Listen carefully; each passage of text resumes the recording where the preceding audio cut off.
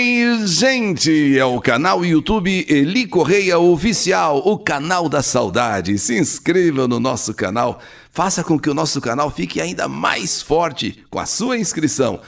E não esqueça de dar aquele like, fazer aquele joinha, acionar o sininho e também mandar a sua história, escrever a sua história para que eu possa narrá-la aqui no nosso canal. É cartasaudadeelicorreia@gmail.com. Isso, manda para esse e-mail, tá bom? E no canal YouTube Eli Correia Oficial, a paralisia, a revolta e depois o amor da minha vida. Eu nasci no dia 12 de setembro de 1959. Eu, a quarta filha de um total de 7 filhos, sendo que uma morreu com 3 meses de idade, vítima de sarampo, restando, portanto, 6 filhos. Meu pai era pedreiro e quando ele tinha serviço, até passávamos razoavelmente bem. Minha mãe fazia o que podia, ia à feira, ia ao empório, como se dizia naquela época, se esforçava muito para ajudar o meu pai. Sempre lavava roupa para fora, pegava algumas casas para fazer faxina, enfim, se virava como podia. Logo na primeira gravidez, minha mãe, muito jovem, sem experiência alguma, passou muito mal na hora do parto.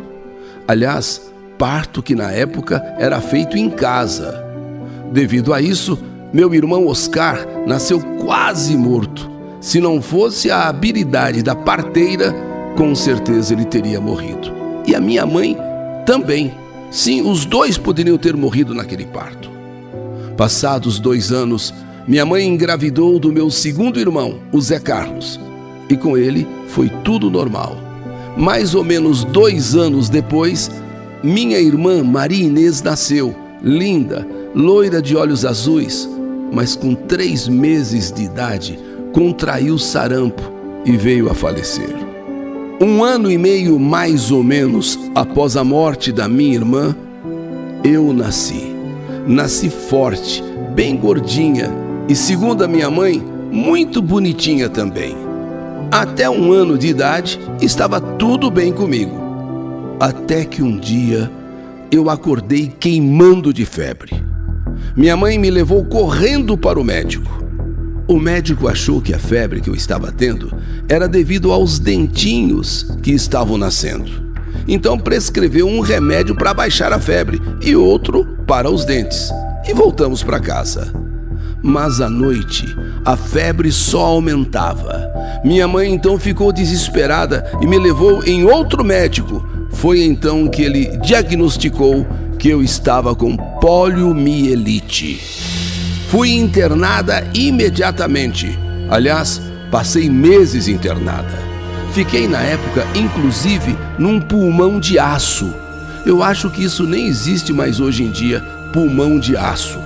Mas eu fiquei num pulmão de aço para que eu pudesse sobreviver. Até que o médico veio e falou para minha mãe que avisasse os familiares que não havia mais o que fazer. Que avisasse os familiares que só Deus poderia me salvar.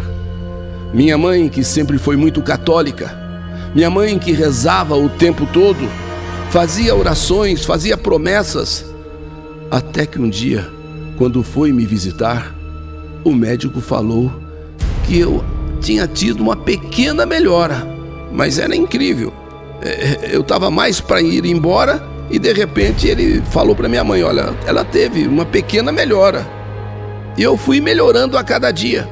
E a cada dia eu melhorava mais, até que eu tive alta do hospital, um verdadeiro milagre. Sim, era o efeito das orações, das rezas da minha mãe. Porém,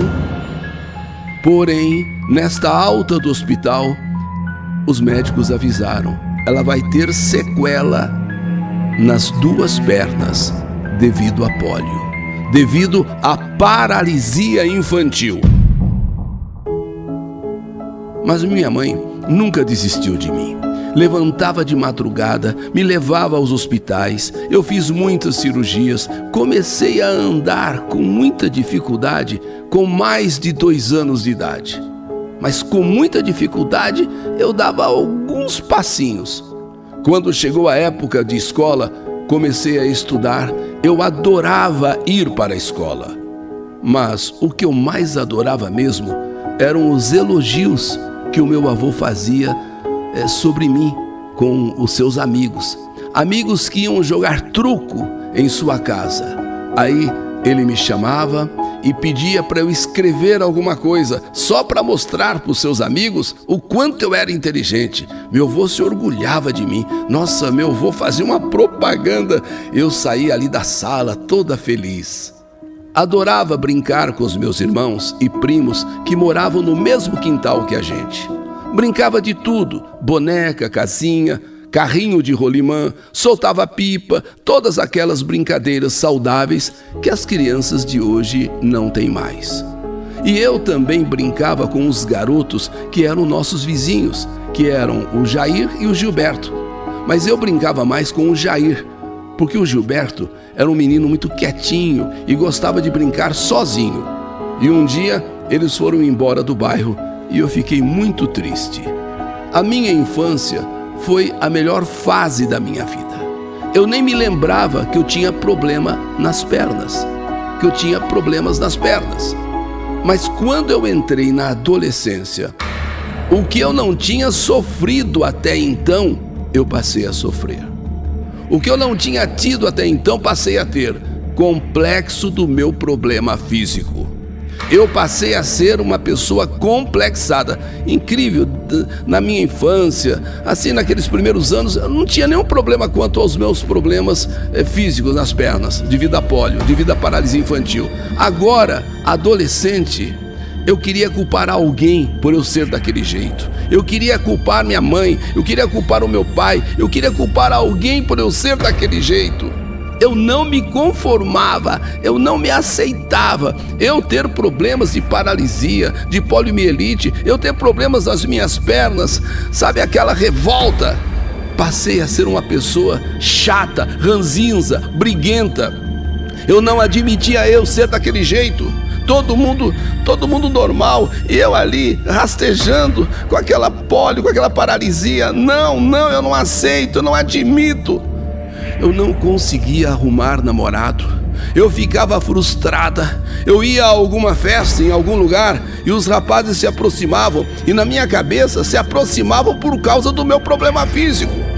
Por dó, coitadinha. Eu achava que depois eles se afastavam, quer dizer, eles vinham, passavam a mão na minha cabeça, coitadinha, né, que pena, e depois saíam, iam embora, se afastavam.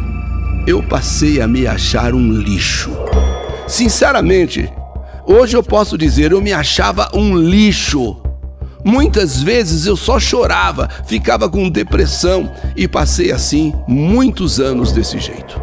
Ninguém me chamava para passeio, para viagens, festas, nada. E quando me convidavam, eu também não ia, por me sentir um estorvo. Ou seja, eu só ia para atrapalhar as pessoas. O tempo foi passando. Um dia, uma colega me convidou para ser madrinha no civil do seu casamento. Olha, eu fiquei assim tão feliz, puxa, ela veio me convidar para ser madrinha, eu com os meus problemas aqui de paralisia.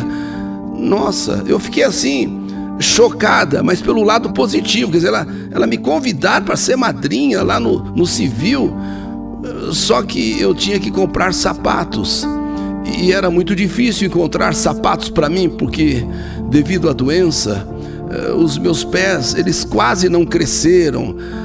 Então, um dia eu tive que ir com a minha mãe em Santo Amaro para ver se achava um sapato razoável, que não fosse um sapato infantil, devido ao tamanho do meu pé, mas que também não fosse um sapato, né? Um sapato que combinasse com a minha roupa, que me calçasse bem. Andamos em quase todas as lojas de sapatos, Andamos em quase todas e eu já estava nervosa, revoltada com o meu problema, até que entramos numa loja e estávamos olhando a vitrine e um rapaz se aproximou e perguntou se a minha mãe era a Dona Isabel. A senhora por um acaso é a Dona Isabel? Minha mãe disse que sim. E ele virou para mim e perguntou: você não é a Ângela? Eu olhei para ele admirada, respondi que sim, sou eu. Mas espera aí, de onde você nos conhece?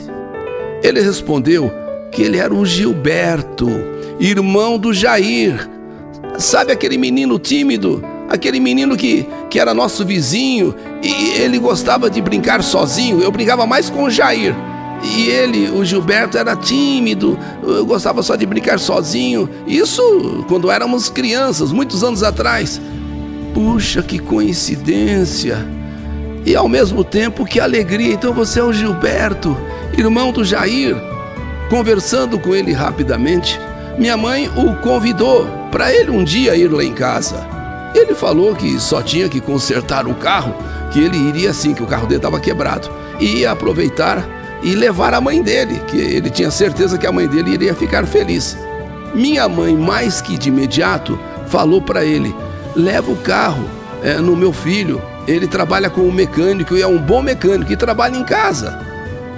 Passado algum tempo, para dizer a verdade, bastante tempo, até achei que nunca ele viria em casa. E eis que numa manhã de sábado ele aparece. Trouxe o carro. E enquanto meu irmão analisava o problema do carro, eu o convidei para tomar um café. E nessa ficamos conversando, lembrando os nossos tempos de criança. Ele sempre brincando sozinho, tanto que eu me dava melhor com o Jair, o irmão dele. Depois que ele foi embora, não veio mais em casa. Até que um dia, uma amiga nossa, também lá do nosso tempo de criança, me convidou. E convidou ele também para o casamento dela. Eu não sabia se ele iria. Como eu não tinha companhia para ir, eu tive a ideia de convidá-lo para ir comigo. E quando chegou o dia do casamento, ele passou em casa. Eu nem acreditei. Todo perfumado, arrumado, e fomos juntos para a igreja.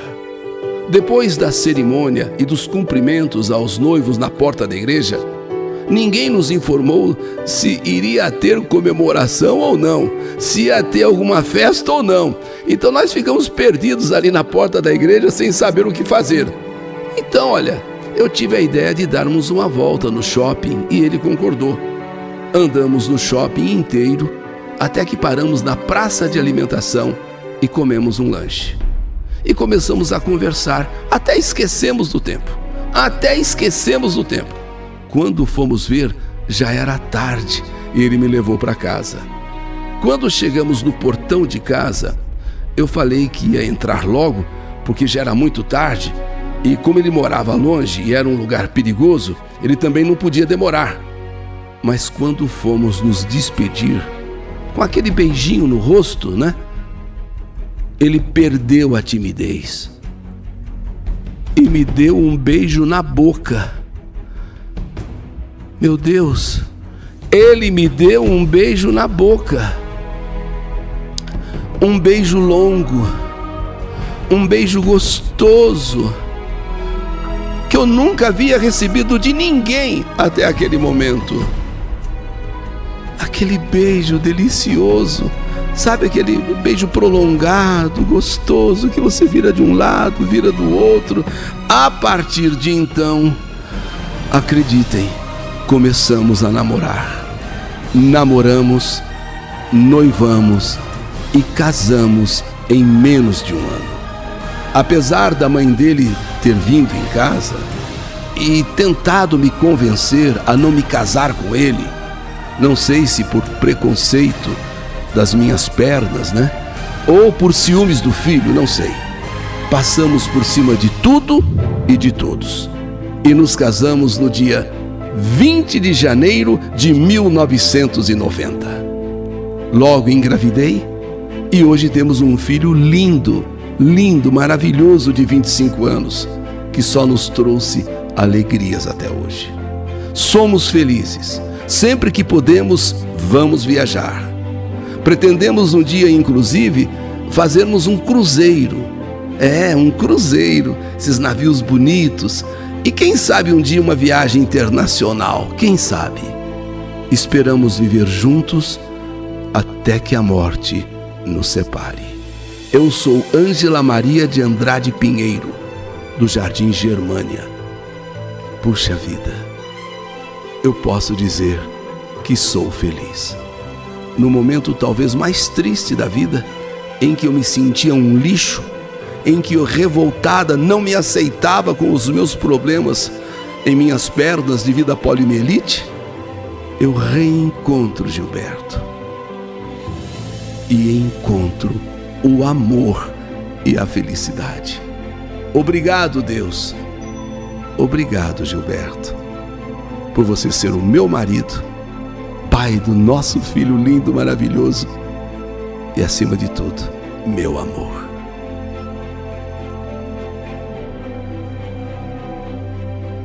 Esta é a minha história.